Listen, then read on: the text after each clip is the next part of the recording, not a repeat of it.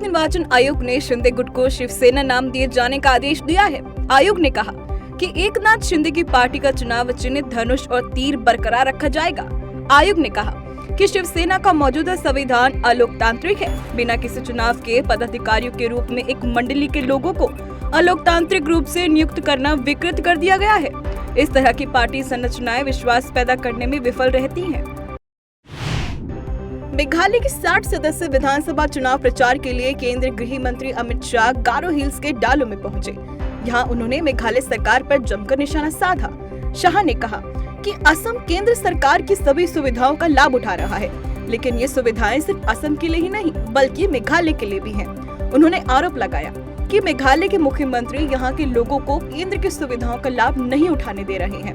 उन्होंने आगे कहा, यदि आप राज्य का विकास करना चाहते हैं और सभी सुविधाओं का लाभ उठाना चाहते हैं तो यहाँ की सरकार को बदलें, भाजपा को वोट दें और उसके उम्मीदवार को जिताएं। बता दें कि मेघालय में 27 फरवरी को मतदान होगा और 2 मार्च को वोटों की गिनती होगी। केंद्रीय मंत्री स्मृति ईरानी ने अमेरिकी अरबपति जॉर्ज सोरोस द्वारा प्रधानमंत्री नरेंद्र मोदी पर की गई टिप्पणी को लेकर पलटवार किया है। स्मृति ईरानी ने कहा कि विदेशी धरती से भारतीय लोकतांत्रिक ढांचे को हिलाने का प्रयास किया जा रहा है। जॉर्ज सोरोस ने भारत के लोकतंत्र में दखल देने की कोशिश की है और पीएम मोदी उनके निशाने पर है। बता दें कि जॉर्ज सोरोस ने हाल ही में अडानी मुद्दे को लेकर सोरोस म्यूनिख सिक्योरिटी कॉन्फ्रेंस में कहा था कि पीएम मोदी इस मुद्दे पर शांत है, लेकिन उन्हें विदेशी निवेशकों और संसद में सवालों के जवाब देने होंगे। इस पर जवाब देते हुए केंद्रीय मंत्री स्मृति ईरानी ने कहा कि जिस व्यक्ति ने इंग्लैंड के बैंक को तोड़ दिया, एक व्यक्ति जिसे आर्थिक युद्ध अपराधी के रूप में नामित किया गया है, उसने अब भारतीय लोकतंत्र को तोड़ने का ऐलान किया है। आज देश की जनता को एक नागरिक होने के नाते आह्वान करना चाहिए और इस विदेशी ताकत को जवाब देना चाहिए। महाराष्ट्र विधानसभा में अध्यक्ष और कुछ सदस्यों की अयोग्यता के मामले में दलीलों के मुख्य आधार नेबाम रेबिया पर आए सुप्रीम कोर्ट के फैसले में बदलाव या सुधार पर सुप्रीम कोर्ट की संविधान पीठ ने शुक्रवार को सुनवाई की। नेबाम रेबिया मामले में पिछली संविधान पीठ के फैसले पर विचार करने के लिए और बड़ी संविधान पीठ के पास इसे भेजे जाने की जरूरत से कोर्ट ने फिलहाल इंकार कर दिया है। साथ ही अब सुप्रीम कोर्ट 21 फरवरी से उद्धव बनाम एकनाथ गुट के मुख्य मुद्दों पर मेरिट के आधार पर सुनवाई शुरू करेगी। बता दें कि गुरुवार को ही संविधान पीठ ने उद्धव गुट बनाम शिंदे गुट के बीच अयोग्यता के मामले में नेबाम रेबिया फैसले पर पुनर्विचार के मुद्दे पर सभी पक्षों की दलीलें सुनने के बाद सुनवाई पूरी कर फैसला सुरक्षित किया था।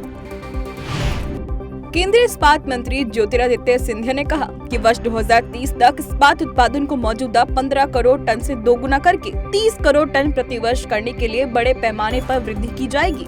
ग्लोबल जिंक समिट को संबोधित करते हुए उन्होंने कहा कि भारतीय रेलवे और steel authority of India limited जंग मुक्त स्टील के उत्पादन के लिए मिलकर काम कर रहे हैं। उन्होंने कहा कि इस्पात उत्पादों में ऑक्सीकरण को रोकने के लिए जंग रोधी विशेषताओं और गुणवत्ता के साथ जस्ता में नवीकरणीय ऊर्जा और ग्रामीण विद्युतीकरण जैसे क्षेत्रों के लिए जबरदस्त विपणन क्षमता है।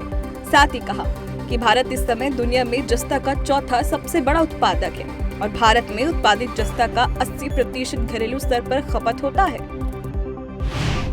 भारतीय मूल के नील मोहन को YouTube का नया CEO बनाया गया है। इससे पहले नील मोहन YouTube के CPO थे। उन्हें प्रमोट कर जिम्मेदारी दी गई है।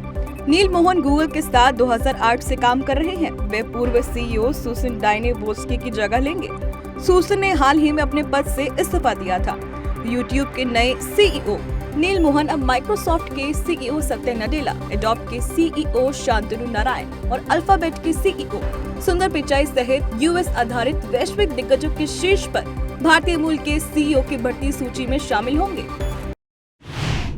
अमरनाथ यात्रा की राह अब और भी आसान होने जा रही है। जम्मू कश्मीर के नगरोटा के जगते स्थित कश्मीरी विस्थापित शिविर में महाशिवरात्रि के पर्व का आयोजन किया गया। मेले में पहुंचे जम्मू कश्मीर के उपराज्यपाल मनोज सिन्हा ने इस बात की घोषणा करते हुए कहा कि श्री अमरनाथ गुफा को 4 धाम यात्रा रूट की तर्ज पर सड़क मार्ग से जोड़ने की योजना है, जिसे लेकर national highway and infrastructure development corporation द्वारा तैयार रिपोर्ट को इस वर्ष मंजूरी मिल सकती है। बता दें कि केंद्र सरकार ने चंदनवाड़ी और संगम के बीच के 22 किलोमीटर रूट पर लंबी सड़क बनाने का फैसला किया है। इस रूट पर 11 किलोमीटर हिस्से पर सुरंग भी तैयार की जाएगी। अयोध्या और नेपाल में जनकपुर तीर्थ स्थलों को जोड़ने वाले मार्ग पर भारत गौरव पर्यटक ट्रेन की शुरुआत आज से हो गई है। भारतीय रेलवे ने कहा कि यह पहल द्विपक्षीय संबंधों को मजबूत करेगी और दोनों देशों के बीच सांस्कृतिक संबंधों को बढ़ावा देगी। यह पर्यटक ट्रेन नंदीग्राम, सीतामढ़ी, काशी और प्रयागराज से होकर गुजरेगी। यात्रियों के जनकपुर और वाराणसी के होटलों में 2 रात विश्राम की व्यवस्था भी होगी। भारत गौरव टूरिस्ट ट्रेन की शुरुआत घरेलू पर्यटन को बढ़ावा देने के लिए केंद्र सरकार की पहल देखो अपना देश के तहत की गई है। कनाडा के मिसिसॉगा में स्थित राम मंदिर में बीते दिनों मंदिर को नुकसान पहुंचाया था और वहां की दीवारों पर भारत विरोधी नारे भी लिखे गए थे। इससे पहले भी कई बार ऐसी घटनाएं हो चुकी हैं, जिसे लेकर कनाडा की संसद में भारतीय मूल के सांसद चंद्र आर्य ने इस मुद्दे को उठाया है। चंद्र आर्य ने संसद में कहा कि यह दर्द और पीड़ा की बात है कि मिसिसॉगा में एक हिंदू मंदिर नफरत का नया टारगेट बन गया है। साथ ही कहा कि मामले को तुरंत संज्ञान में लेते हुए कार्रवाई करने की आवश्यकता है।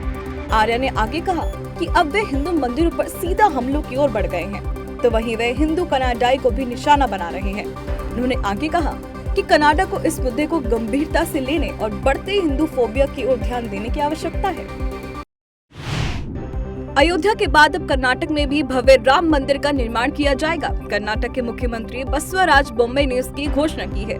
सीएम बोम्मई ने बजट पेश करते हुए कहा कि रामनगर में राम मंदिर का निर्माण किया जाएगा। इसके साथ ही राज्य के मंदिरों और मठों के जीर्णोद्धार के लिए भी बड़ी रकम की घोषणा की है। कर्नाटक सरकार प्रदेश के सभी मंदिरों और मठों का नवीनीकरण कराएगी। उन्होंने इस काम के लिए 1000 करोड़ रुपए का बजट का ऐलान किया है। यह काम अगले 2 वर्षों में पूरा हो जाएगा।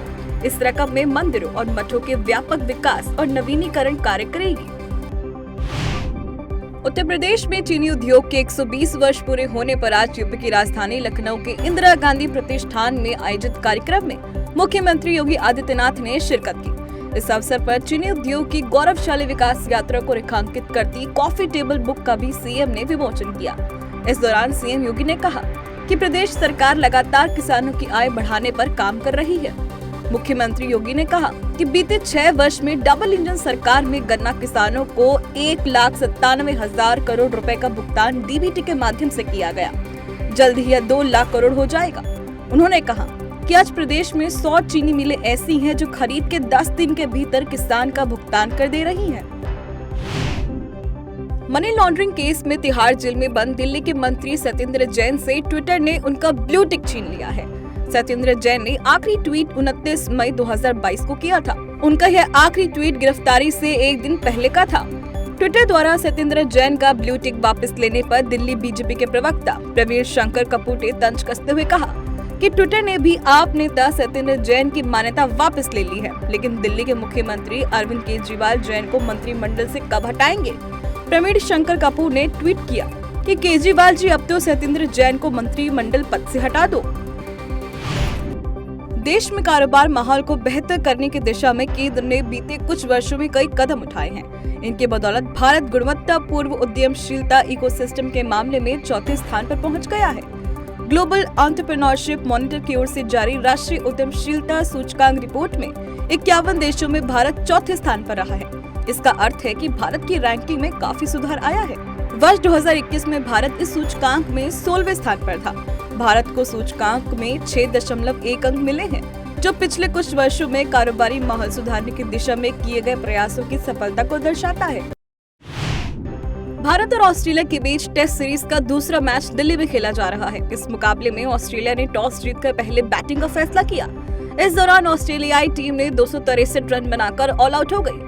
स्पिन गेंदबाज रविचंद्र अश्विन ने शानदार गेंदबाजी की। उनके नाम एक खास रिकॉर्ड दर्ज हो गया। अश्विन ने ऑस्ट्रेलिया के खिलाफ 100 टेस्ट विकेट पूरे कर लिए हैं।